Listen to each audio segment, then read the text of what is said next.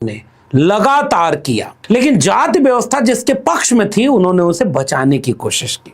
आज 2025 में जब आप कहेंगे कि जातिवाद कम कैसे होगा, खत्म कैसे होगा, जातियों की गैर बराबरी खत्म किए बिना यह संभव नहीं है।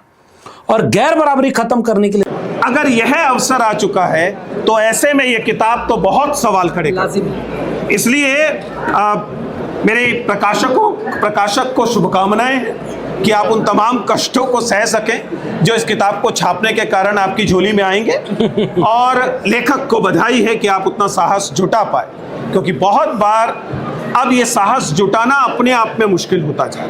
ये साहस का सवाल है, ये साहस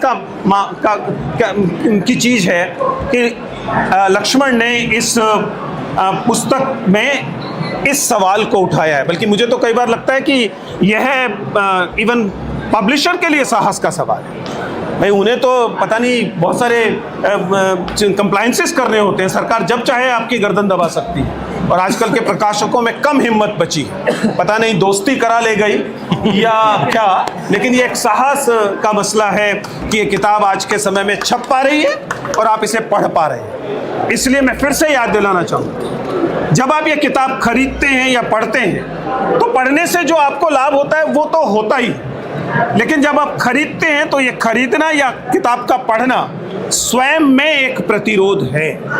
ये ठीक वैसे है जैसे आप जाकर जंतर मंतर पर किसी संघर्ष में शामिल हो, because reading is also political.